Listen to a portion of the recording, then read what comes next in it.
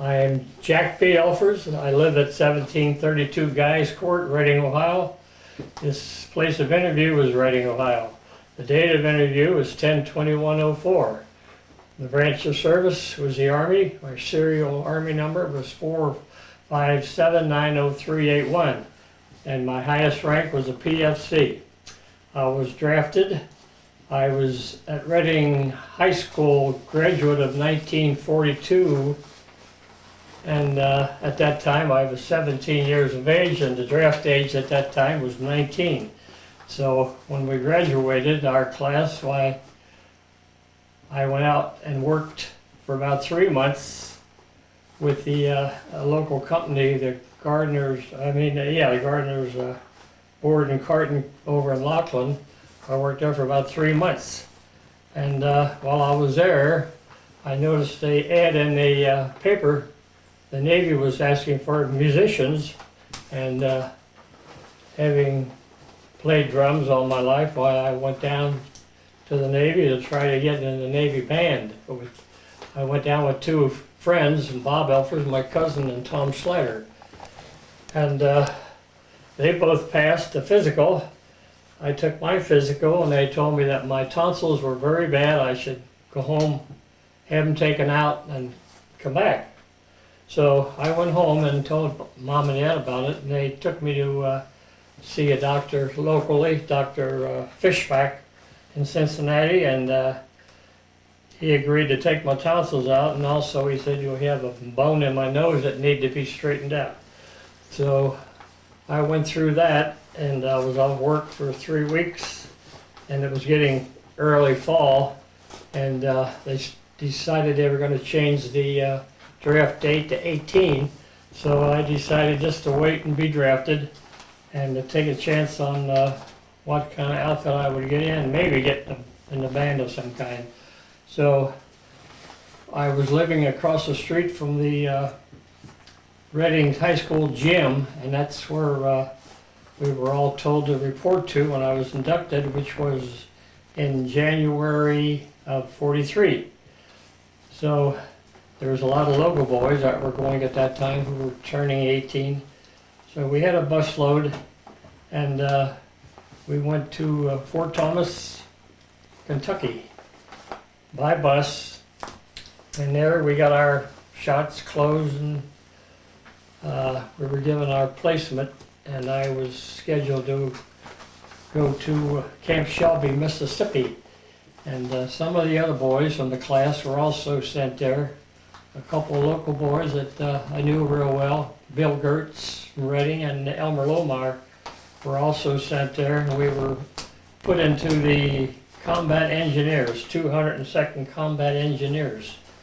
Now the Combat Engineers were expected to be infantry, and also our training involved building footbridges across the river, or pontoon bridges, and the Bailey Bridge that could handle trucks and tanks and so forth. So in the process of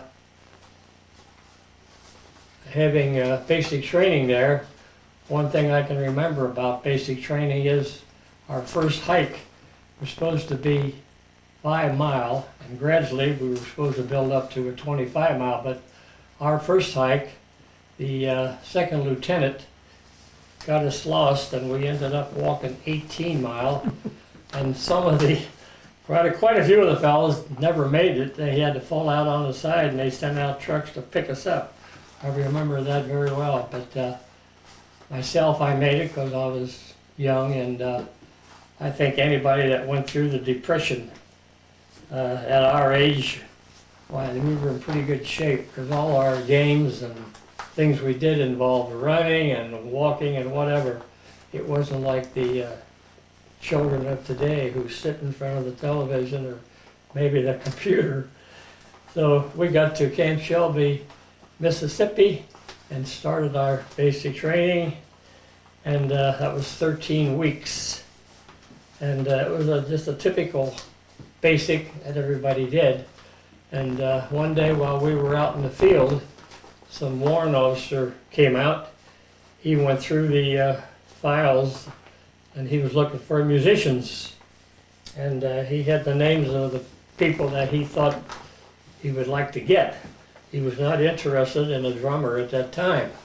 So I happened to have in my wallet a letter from my teacher, whose name was Jerome Rosenberg, and he was in charge of the percussion section of the Cincinnati Symphony, and the warrant officer knew of him. So he said, well, come along and I'll give you an audition. So I had to do some sight reading and play some rudiments. And he said, well, we'll take you. And at that time, I had an occasion to meet these other fellows that were going to go into the Army band. And one of them was James Stevenson from Ashtabula. Steve and I stayed together the whole 3 years. And we were the best of friends. And even after the war, we still got together and with our wives, and made a lot of trips. Historical trips to Gettysburg and Williamsburg and Harrodsburg and Greenfield Village and so forth. And even today, in fact, he was down here just recently to visit me. And although his wife has passed away, but after I can remember another item that happened during the basic training. We were building a footbridge across this river. It wasn't very wide, but it was very swift. And one of the fellows fell in, and 2 other fellows jumped in, tried to save him. And when it was all over, one of them drowned. And we set up, put men at different points of the river trying to recover the body, which we did. And of course, he was sent home, and one of the men went with the body.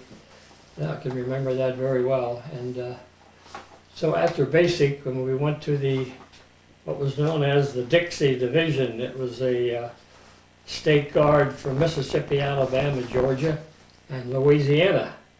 And they were combining 2 regiments in the division and to make a band. And a band with the division was allowed 69 people, so they needed a few more to fill it out, and that's the reason they came to our outfit when we were taking basic, to see if they could find some fellows. So we joined the Dixie Division, and that was the 31st Infantry, and at that time they were just getting ready to go on maneuvers to Louisiana, and we were about 3 weeks out in the woods of Louisiana on maneuvers.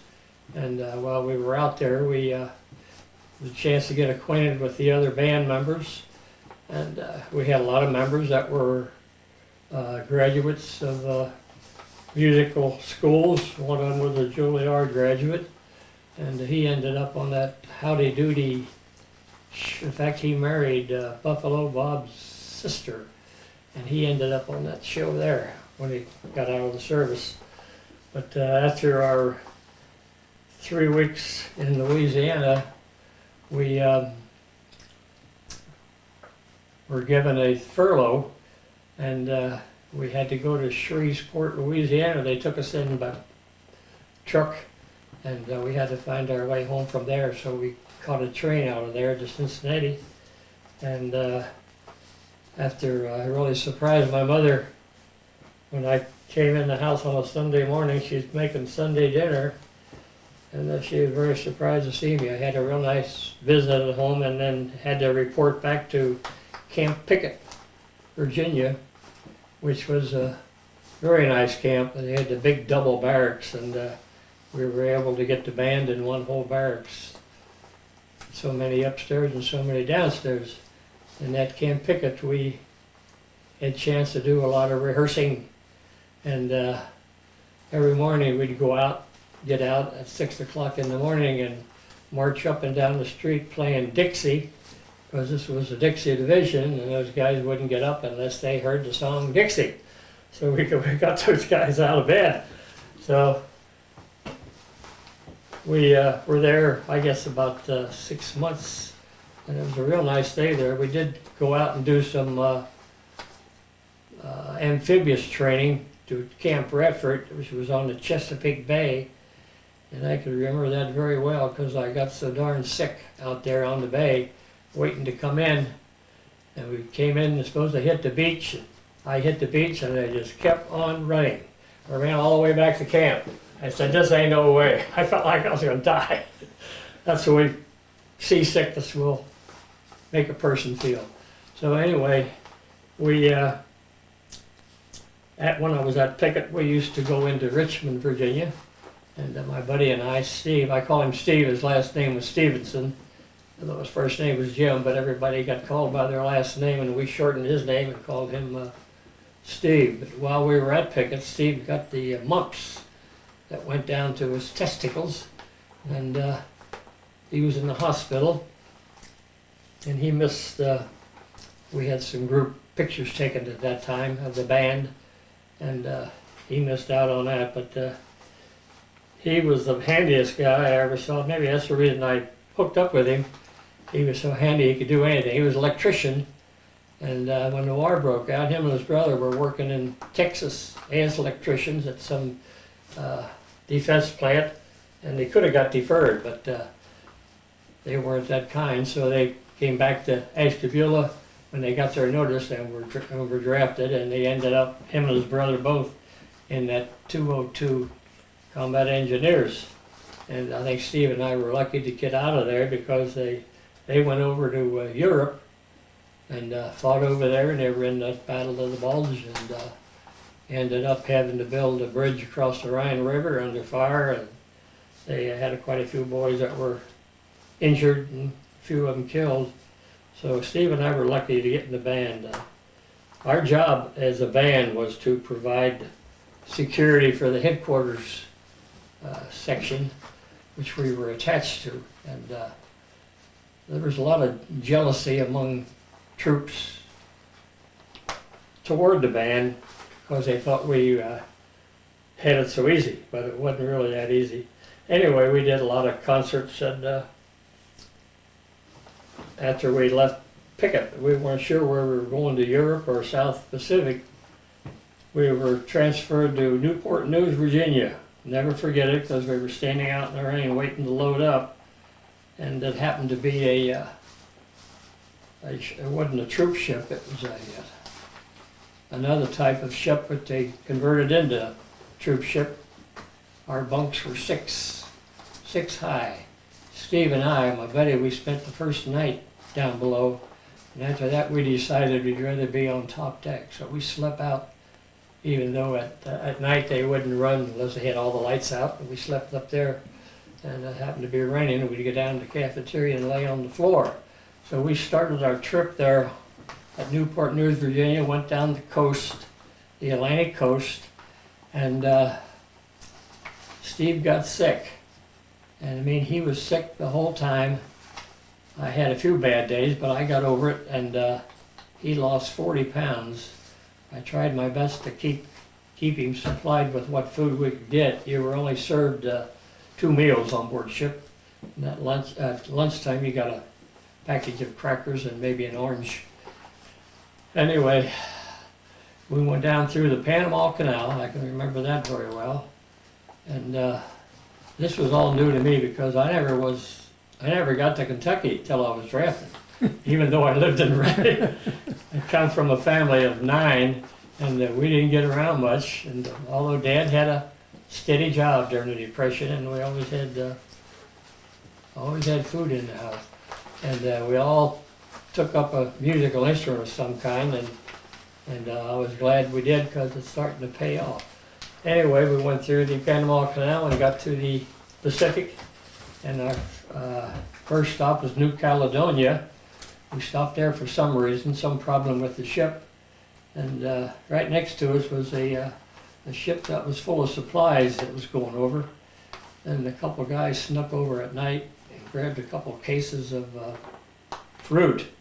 So Steve and I ended up with a gallon can of pears, so we ate that.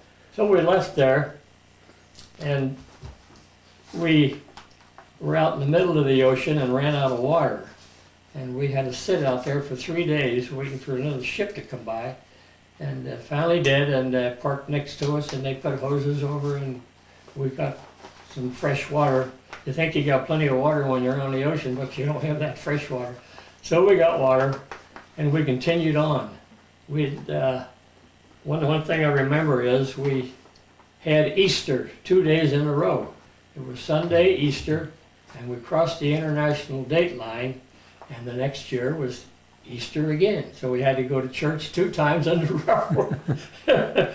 So I didn't think our trip was ever going to end, because it took us 44 days, which is a long time to be at sea. And then we finally ended up in Oro Bay, New Guinea. And the Australians and the Americans fought New Guinea. It was before we got there. And you talk about a rough place, New Guinea. There was natives there that never saw a white man, and I don't know what they thought when they saw planes fly over, but they did manage. The Japanese were desperate to take New Guinea. They wanted to use that to go into Australia. But the Australian and Americans were successful there. And we did some training there in New Guinea, and we did some concerts and built a place. We stayed, I guess, a couple months, and then we moved up the coast there in New Guinea, up to Hollandia, New Guinea, and which was under American control at the time.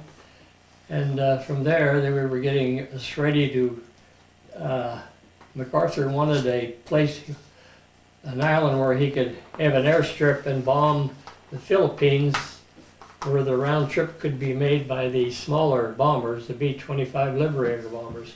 So he picked on this island called Moratorium. I don't think they knew exactly how many Japs were there, but they had an idea that it wasn't too big a number, because the Japs had a larger island, which was about 20 miles distance, that had about 37,000.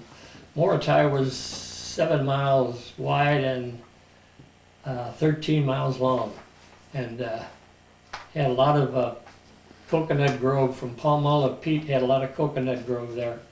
It was owned by the Dutch, and there were some natives there, and we went there, went in, the unmarried men of the band. I went with the infantry, and our warrant officer decided to keep the married men back. I guess he figured they got more to lose. And so anyway, it was kind of exciting making the landing with the infantry, going down the rope ladders into a landing craft, and then you go out into and wait for the other landing craft to get loaded, and then going in. Well, I was in the third wave, and before we got ashore, while the Japanese pulled back into the mountains, the ones that were there. But I remember MacArthur coming in while I was on the beach, and I was with a group there and watched him come in and waded into the water, and there were some pictures taken, and in fact I saw some in the book recently. But we set up camp there, and it was about a few days after we were there, a lot of the guys decided they would go swimming. So they got in the ocean, probably at the wrong time, because the tide took them out. And here all these guys were out there in the ocean waving, "Help, help!" So the Army got those ducks, the ones that go on land and sea, and they went out and picked these guys up. So I guess in the future they made sure that when they went swimming, the tide was coming in and not going out. But we set up camp not too far from the beach, and played a lot of concerts. In fact, I can remember the New Year's Eve we were there, or New Year's Day, we played 5 concerts, but usually about an hour. And we had other duties, of course, KP and whatever it called for. They'd call for a group from the band, go out and cut the kunai grass and things like that. But Chick, excuse me, what is kunai grass? That's the, well, they call it that. It gets pretty high. They use it for their roofs. To put on the roof to keep the water out, and on the sides. You see these grass huts? Sure, that's right. That's what grass huts are made out of. Okay. So And also the other thing about MacArthur landing, did you actually see him land? oh yeah, I was real close to him, very close to him. When he came in, yeah. Very good. thank you. And I was right on the beach at that time, and the rest of the infantry pushed the Japanese back into the mountains. And I read recently, I get a World War II magazine, comes out about every 2 months with articles about the World War II. And they had in there that there's a Japanese on Moratorium Island in 1973. He decided, well, when he was sent there, his commanding officer told him, "You do not surrender." Said, "We will come and get you eventually." So he believed that. He lived there for 25 years by himself up in the mountains. How he survived, I don't know. He's lived off the land best he could, and he would not surrender, even though after the war the army would drop leaflets on the islands and say, you know, it's all over, come on. But they actually believed that if they were captured, they were going to be killed. And dying for the emperor was great. So he would not surrender, so they decided to go to Japan, and luckily they were able to find his commanding general that told him, "You don't surrender." So he went back with them, this group of Japanese, and they got the guy, and he told him it's all over, and this was an amazing story. 25 years later, he decides to give up, and he went back to Japan, and he could not adjust to life, you know, after being alone. Absolutely. And he didn't live real long. So what he died of, I don't know. But see, by going, well, it's got pay scale here. We know it was $50 a month at the time, although they did pass a new law and they jacked it up to $75 a month. So you want to cut her off right into here, and I'll get my breath and take a little drink of water, Absolutely. and I'll go through my notes to make sure.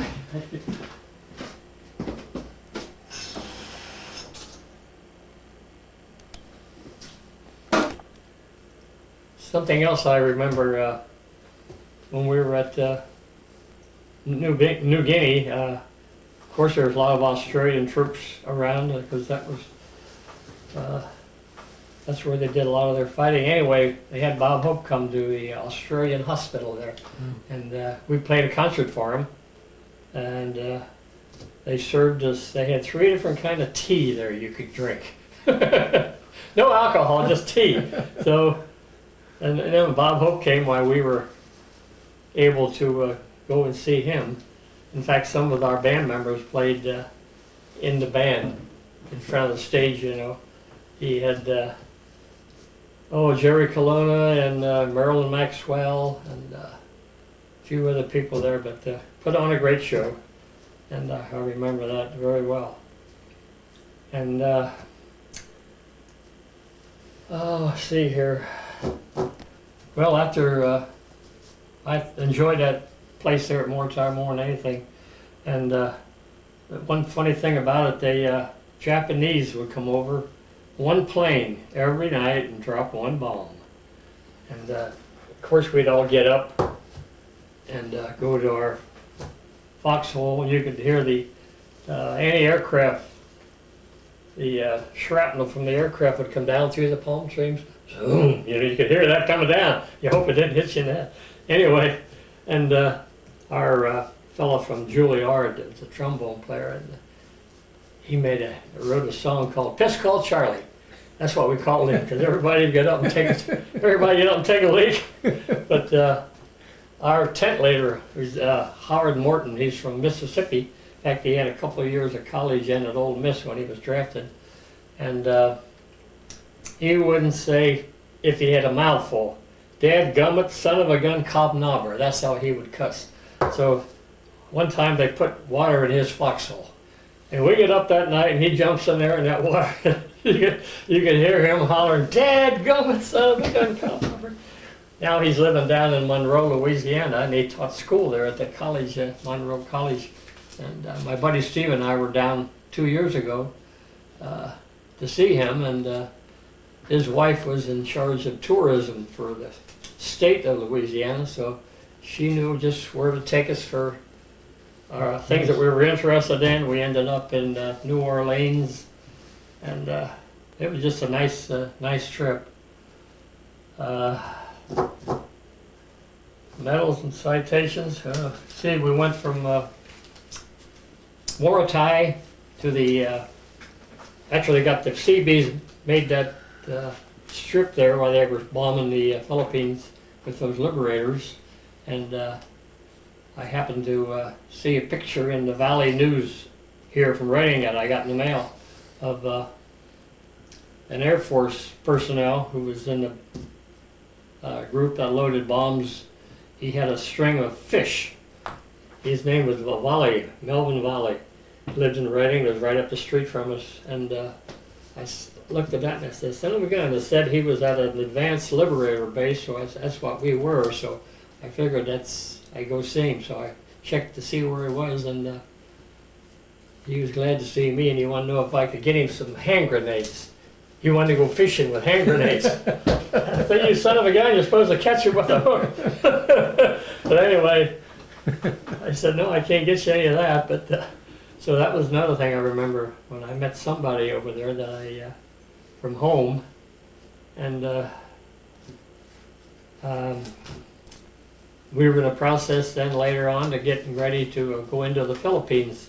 MacArthur landed in Leyte, and they had taken Leyte, and which took them a while. And our 31st was scheduled to go into Mindanao, island of Mindanao. I can remember going in on one of these Army ducks. It was loaded down with the equipment and supplies, and we were sitting on top, and the people were out in the streets waving and throwing fruit.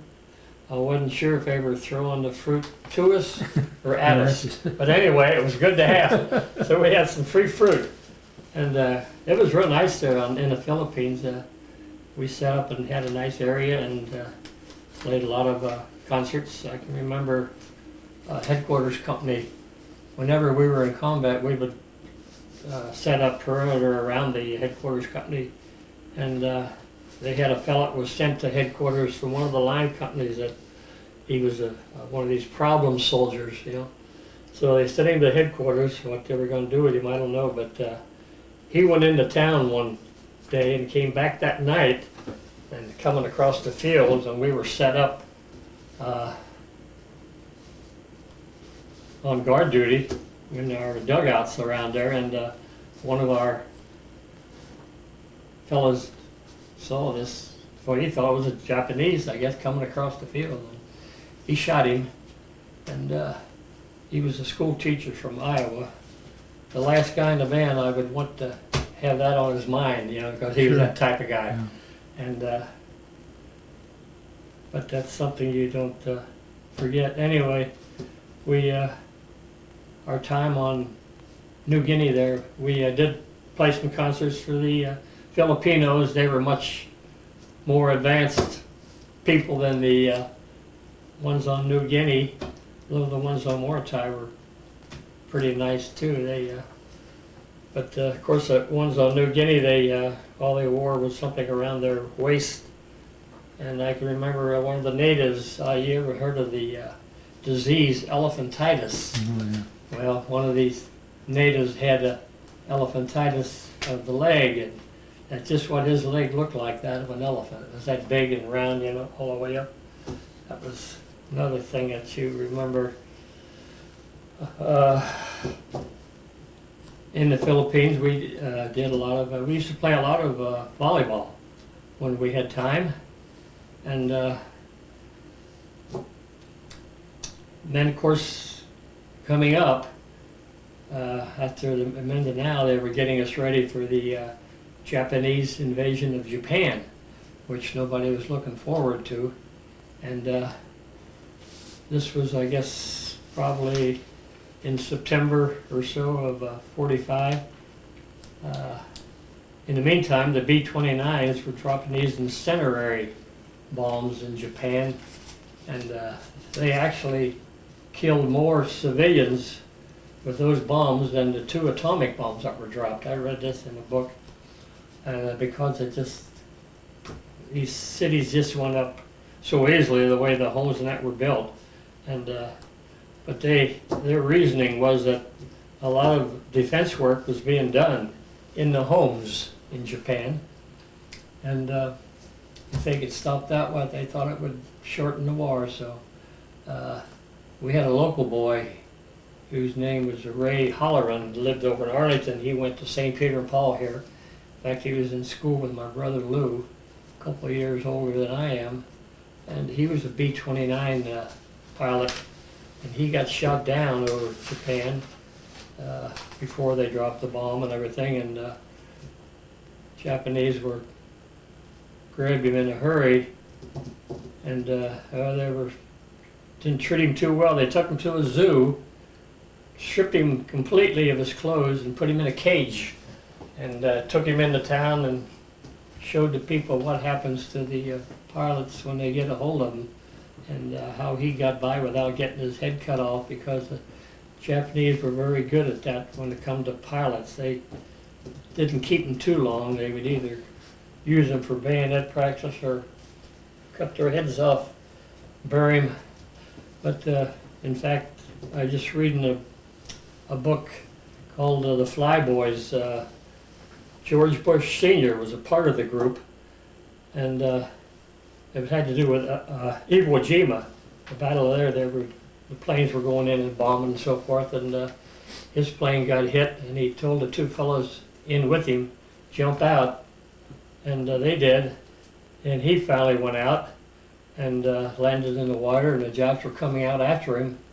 One of the other planes dropped him a pontoon boat, and the Japs were coming out to get him, but the guy in the plane came down strafing enough, so they turned around and went back. So he got out far enough where a submarine picked him up and took him to whatever their port was, and he did not know till he was president what happened to the other two pilots, but he found out by contacting, had some connections in Japan, and talked to the people that were involved in those on that island, and they were taken prisoner and killed, he found out, and he said that was on his mind all that time. What happened to those other two guys? You know, that would prey on your mind, you know. Absolutely. And but that was surprising that. So we were lucky we had George Bush Sr. as president, or that might never have happened. Huh. So we were getting ready to go into the island of Japan. It's the lower island, begins with a K, but I'm not sure how to pronounce it. But anyway, I was reading about the way the Japanese, they knew we were coming, and how they prepared every man, woman, and child on the island with any kind of weapon that they could get, and that's the reason they were estimating it'd be at least 1 million casualties going into Japan. But we were on, while we were waiting on in the Philippines there, our 3 of our gentlemen in the band found some horses that the Japanese left behind that they stole, I guess, from the Filipinos. But anyway, they rounded them up and they took them down to a creek. They were washing them off, and there was a path running along the creek. They looked up and they saw this guy coming toward them in a complete uniform. He was a Japanese general, and he's held his hands up. So our 3 band members took him into the officers, and of course they turned him into a headquarters and took credit for getting the general. Or actually, it was the 3 members of the band that he surrendered to. Do you recall their names? Not offhand, but I did see his name in the book of the Philippines. I got a lot of World War II books, and Sure. I did see his name in there. In fact, one of our Army fellows that we went up to have a little reunion up in Pennsylvania, he found out, he tried to contact the guy in Japan, and they had a nice article in the paper up there in Clearfield, Pennsylvania, and we were up there about 4 days. He was he got into the coal business by accident and ended up being a very wealthy coal miner, and they had a beautiful home and 300 acres up in the mountains, and he invited us all there for as long as we wanted to stay. In fact, we've been there about a half a dozen times, go up and see him, and his name was Cal Ockenbaum. Played bass fiddle in a country western band there for 60 years. And he had a family of 8 kids, and all the kids had a chance to go to Penn State. In fact, he donated quite a bit of money to Penn State, and the grandchildren were all offered a chance to go also. And we had a great time up there. So this Carl, he was one of the individuals that this general surrendered to? Yeah, he was one of them. Right. And he was the kind of guy that if he needed anything, he could get it. He went out one time and came back driving a Jeep. Well, how he got it, or who he bargained for, I don't know, but... You just don't ask. Yeah, our band director, he didn't ask, so he made use of it while we had it. But anything, in fact, him and another gentleman from Queens, New York, by the name of Jerry Lear. Jerry was a trumpet player that played for a living up there in the places up in New York, and they built themselves a wash machine, and they had a laundry business going there on Moratorium, and they take in people's laundry and charge them so much, and they wash it and hang it up, and in fact they had an article in the U.S. That service newspaper. What the heck was the name of that? Well, whatever, I can't think of the name of that service newspaper. It used to come out, and they had an article there about him. And so anyway, we were getting ready to go into Japan. We were on board ship waiting for the word, and the first word we got was there was a new bomb dropped in Japan on Hiroshima, and it wasn't too much later, a few days later, it dropped another one on was it Yokohama or someplace, another place in Japan, and then Japanese decided to hang it up. Excuse me, you said you were getting ready to go into Japan. How ready were you? Were you on board ship? Oh, yeah. Or you were Yeah, we were on board ship waiting. How long we would have had to wait. Maybe they knew this was coming about, this atomic bomb. They might have had an idea or something, but we were waiting, and I'm sure there was, Lord knows how many ships were waiting, because they had to have a big armada to go into Japan, you know. And Were you there? anyway, Were you there at the Philippines or just? yeah, I was in the Philippines. You were there. And we were like a staging area, and that's where the boys picked up the horses, and we got the word to, when the second bomb was dropped and Japanese gave up, why, then we went back on shore, and we were able to see it was one of there was more than one signing of the treaty there. There was the general on in the Philippines there came down with his aide, and they were going to sign. We were there to see them come in, and funny part of it was they picked out the biggest guys that they could find, GIs, and Navy and Air Force. They made a long and had these 2 little Japanese guys walk between these. Well, you probably would have been one of them, you know. Someone intimidated them. Huh? Yeah, trying to intimidate them. So we were able to witness that, and the other one was on the the carrier Missouri, the signing of the other, where MacArthur was there and so forth. But that was very interesting. So after that, they start taking people home. You had to have so many months. It had to do with your length of service, and also you got extra credit for if you had a medal. And like 2 of the guys in the band got a medal. They jumped in. We were swimming in this river. It was pretty swift at the time because of the rain.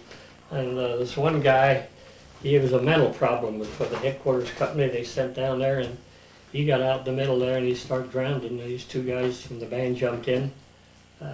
One of them was Bill Johnson from Clearfield, Pennsylvania, a good friend of that Cal Ockenbaum. The other one was a boy from Mississippi named Dismukes.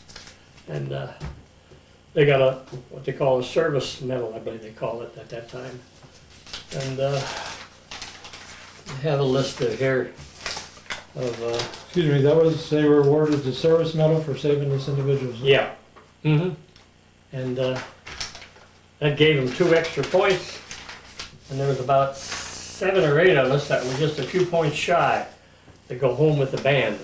So we were shipped to Lady, and we had to wait there till our numbers came up to go home. And let me see here. Did you say how many points you needed to go home? Well, I don't recall the exact Okay. number, but it had to do with your length Right. of a service. And we were awarded the American Theater Ribbon, the Asiatic Pacific Theater Ribbon with 2 bronze stars, and the Philippine Liberation Ribbon with 1 bronze star, Good Conduct Ribbon, and World War II Moratorium Unit Award with bronze arrowhead. That was the medals and ribbons that we got for our service. And of course, when you get a ribbon, you don't get the medal, you have to send for the medal. You can do that, you just have to prove that you will send them your copy of your discharge. And I did send for them, although I sent for the miniature type, small. And I bought a frame and put a picture of our band in concert. It was taken at Camp Pickett, and also a picture of the marching band taken at Camp Pickett, and put them in there along with my discharge and so forth, just as a means of keeping them, Sure. you know, rather than have them lay in the drawer somewhere and get thrown out. And at the present time, my son is making a CD of all my war pictures, and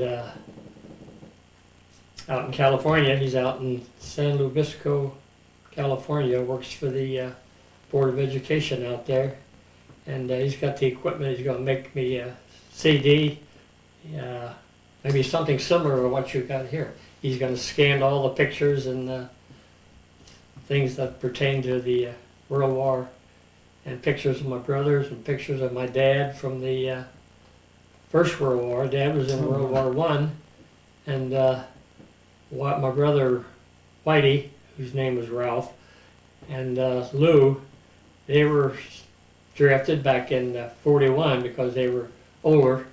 Whitey and Lou both graduated from Roger Bacon, but they were working at the time. They got drafted and they went to Europe. And then in early 51 or so, my brother Bill was called up for Korea, and being a good trumpet player, he was found himself a band over there in Seoul that played for a lot of dances and the fairs. And the other thing I want to, you know, during the war, you had stars you could put in your window on a flag. Right. And so we had my brother Ralph, Lou, myself. We had my brother-in-law, and he married to my sister Mary Lee, and she was living with us. So we had his star, and then we had a dog. His name was Bucky. They were advertising in the Enquirer for dogs to join the Canine Corps. They wanted either Dobermans or German Shepherds, about 2 years old. So Mom and Dad decided, with all the kids going to service, why not the dog? So they they took him down, and he took a physical, and he passed it. They shipped him to Fort Robertson, Nebraska, and he went through training. They sent us his list of food and his schedule and who was training him, and he trained there. I don't remember how long, but of course we were gone. And from there he was sent to the Coast Guard on the West Coast. They were concerned about the Japanese coming in there. So he was with the Coast Guard on the West Coast, and he stayed there till the war was over. And if they can detrain him, they send him back, but if they can't, then you don't get him back. But they detrained him, and he came back, and when we were living on Jefferson Avenue across from the high school, every recess, he was over there with his ball. You know, he'd get it, he knew just where it was, he'd get it, they'd let him out, and he'd go across the street.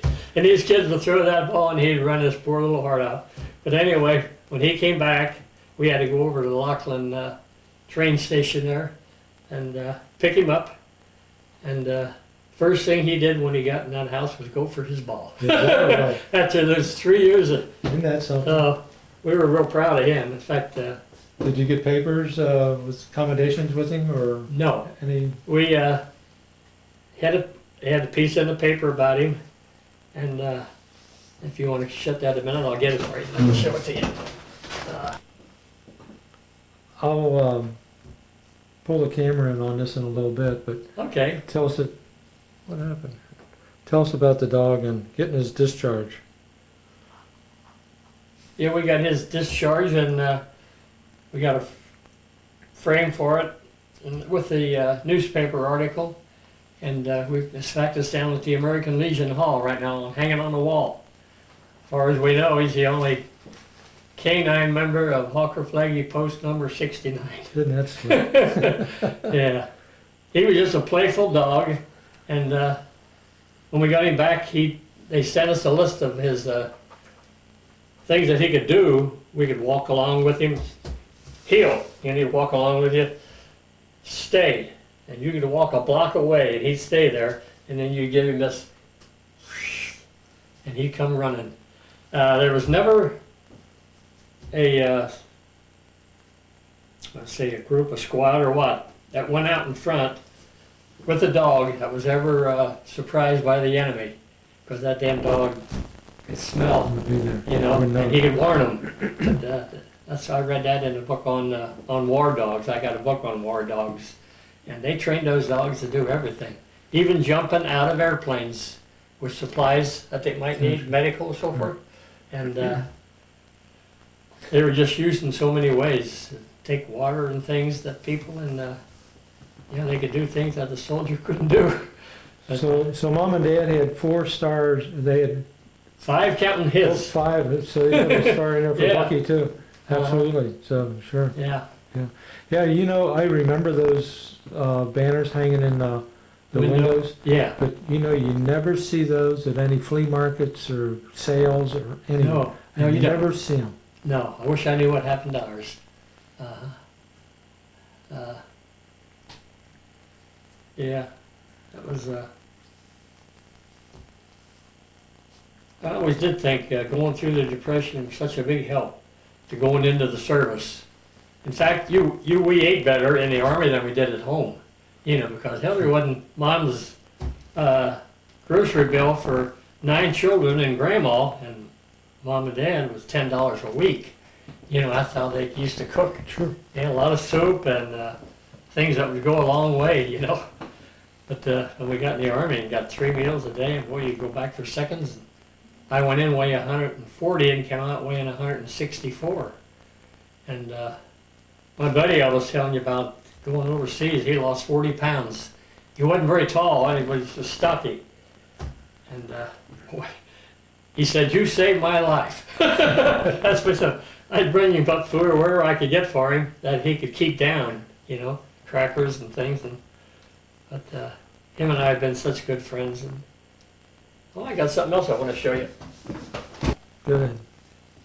This is the GI Chick doll. It was designed by Tasha Burling, who's my granddaughter, who was a designer for Hasbro Toys, and her husband is a sculptor who sculpts for a lot of different companies. He did a lot of the Star Wars and the Batman figures, and they decided to surprise me and made this GI Chick doll.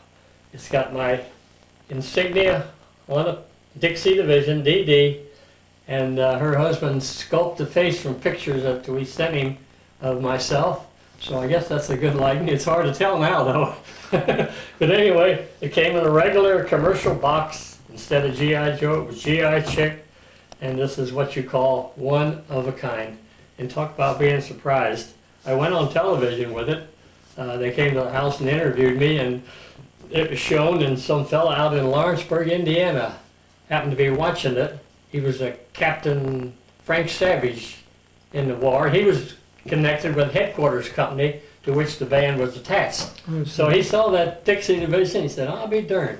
He called the station to see who it was, and he called me. And about 6 weeks ago, my buddy Jim Stevenson came down from Ashtabula, and we went over to the Argosy casino there, where Frank lives, not too far from it. And we had lunch, and just bullshit for about 3 hours. He was telling us about things that happened to him, you know, while he was there, and it was just great.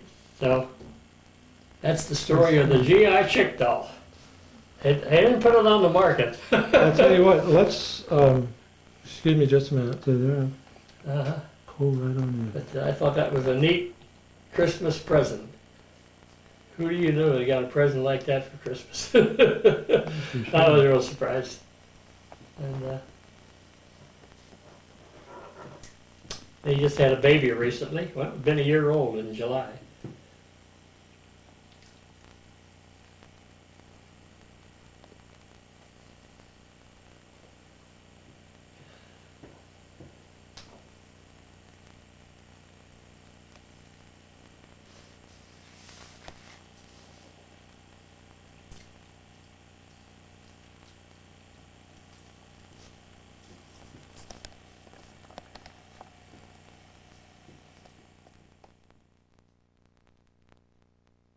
St. Louis Blues March. It was This there's the about song Glenn St. Miller. Louis Blues in the march tempo. In fact, we use that occasionally on nursing homes because of the drum in between. And the general said, he said, "I don't like that." He said, "What's wrong with the old Philip Sousa marches?" And Glenn Miller said, "You're not using the same airplanes you used back in World War I, are you?"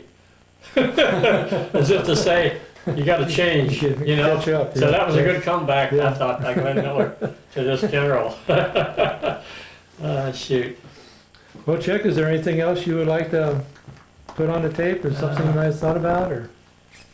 Well, when we got out of service, we Yeah, tell me. formed American Legion Band, and we're Oh, excuse me, before we get into that, what about your trip back home when you were, trip back home.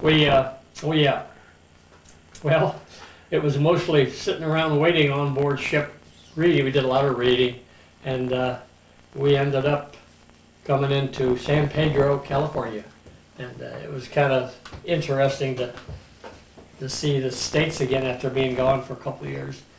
And from there we were sent to Camp Atterbury, Indiana, and they had about 6 inches of snow on the ground there. We hadn't seen that for quite a while. So we turned in all our, so what time of year, what time of year was this then? this was in March Okay. of 45? that year, 46, March of 46, and we turned in everything there, and we had to come by bus from their home, and of course, that was in March, and that fall, they had what they called the Holy Name Parade in Cincinnati. Sure, absolutely. And so Charlie got a hold of all the guys that were in service. That played a lot of them played with St. Peter and Paul's grade school band, and some of them from the high school and so forth. And these guys all came out in their service uniform, which was a variety of all of them. And we played. That was our first get together, and played in that Holy Name Parade. And then after that, the phone rang. The Holy Name Oh, Parade? And Yeah, Holy Name Parade, and afterwards, why Charlie went to the Legion and asked for a $200. He wanted to start a band, so they were glad to give it to us. And ever since then, we never went to the post. In fact, we paid that back. We never went to the post for any money. Our band always made our own money. We had dances, and we have a dinner and a dance, and we had a raffle, a case of beer a week for a year, and had that quite a few years. And of course now, ever since Don Feartag, our bass drummer, he's a Marine, he was a Marine, And he died when we had the Armistice Day parade here in Reading. He was going past the bank and he looked over to me and said, can you take over? I don't feel good. And I said, sure. So I put my field drum behind me and took his bass drum.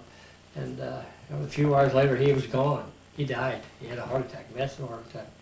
So ever since that, we just ride on a flatbed truck. Sure. You know, Good and idea. this coming Memorial Day will be our 60th consecutive year. And there's only 2 original members. That's Charlie Lomower and myself. We're the 60, and got a couple of them 59, Joe Hoifley and my brother Bill. We're 59 years, but we'll be celebrating our 60th. We've never been rained out. Been rained on, but never rained out. Something to be said for that. Yeah. That's great. So we've had a really nice, of course, like everything else, the band members occasionally dying off, That's right. you know. That's right. And we're down to about 25, I guess. But the only time we actually, we have a big band dance once a year at Caney Park. We had one this year and had a heck of a crowd. And we just play the old big band numbers, you know, and Sure. the people come and it doesn't cost them anything. And come and dance. Otherwise, Memorial Day is about the, we're playing this Armistice Day over at Blue Ash, where they have their monuments over there. Right. Yeah, We that's play over very there nice. every November 11th. That's nice. of And them. from there, we go to the rec center for lunch, and we've been doing that for as long as I can remember. But we're still pretty active, I guess, considering what's left of the band. But you can't complain when you had 60 years. Yeah, that's fantastic. That's great. No, That's great. no, Okay, is there anything else? I can't complain at all about my service. I really enjoyed it. And the fellows I met, like Steve and I, when he comes here, he brings his tools. Any kind of plumbing problem or electrical problem, he gets right on it. In fact, that door there hadn't closed right for 25, 30 years. You know, it would stick. Right. So we had that thing off and on that hook for 4 or 5 times and take it out on the patio, and he would, Playing it down. now it's closed so nice. Those are the things he looks for. That's good. Then when I go up there, he's about all I take is work clothes, because I know he's got 28 acres of woods, plus about 10 or 12 acres of nice flat land, and he keeps a lot of it in grass. And I go up there and help him with the grass cutting, and in the fall I'd go back up and help him to get the leaves, you know. Sure. And he's got a nice family. And in the summertime when I'm up there, they have a lot of concert bands that play the parks and things up there, and we go and see. So it's been a great association. That's I good. told my wife, Steve liked to talk and I liked to listen. That's the reason we got along so well. And the fact that he was handy, I knew whenever we move into a place, they wanted that kind of electric for the kitchen or the officer's quarters or something. They'd get Steve, and he said, I gotta have Chick with me to help me. So I got to work with him. Well, we did make 2 side trips. We went to Concordia, Kansas to see one of our Army buddies. The funny thing about that is on the way out, we were talking about music, and Steve said, I've been trying to find a copy of There's a Chapel in the Moonlight. Oh, And my. so this Charles Jewell, he was we could call him a big farmer. He took them big steps. And Concordia is a town about the size of Reading, and he ended up with a dry cleaning business and another type of small business. But anyway, when we got to his place, he took us downstairs, and he had all this sheet music on the wall where he had his bass horn set up, and he could play with records, you know. And there on that wall was Chapel in the Moonlight. Steve said, I'll be a son of a gun. He said, I've been looking for that. He said, take it. So he took it off the wall and gave it to him. Very nice of him. I'll never forget that. But he passed away recently. And we made that trip to Louisiana. And we just been such good buddies. I'll never forget him. And well, I can remember there on Moratorium, they had a platform out in the ocean you could swim out to and get on top, sunbathe from. And Steve and I decided to go out there, and we were swimming out, and he wasn't much of a swimmer, but I didn't know that. And I got out there on the platform, and I saw him about halfway out, and he was struggling, you know. So I jumped off real quick and swam out to him. I said, "Put your hands on my back," and I got him into where he could stand up. And he said, "I never was much of a swimmer." I said, "No, I found that out." There on the beach, they had a sign. It's officers with an arrow pointing this way, enlisted men this way. In other words, they divided the ocean up. That was the difference between the officers and the enlisted men. And I had a picture there. He took a picture of me. I was given the disc, and I had these leaves on my shoulder, you know, like I was an officer. He took my picture. That's one of the pictures my son's going to put on that CD. So I'm looking forward to that. He's Yeah, that'd be nice. real excited to send him all that stuff in the mail. So that's the end of the GI check. That's neat, ain't it? Yeah, that is, that's I sure. keep that in a cabinet in there. And I got the box I keep too, so that don't get thrown out or something. But it's a regular commercial box like you'd find in a store. But, it's surprising how they. I guess they made that patch Oh, sure. and everything else, but. Oh my goodness.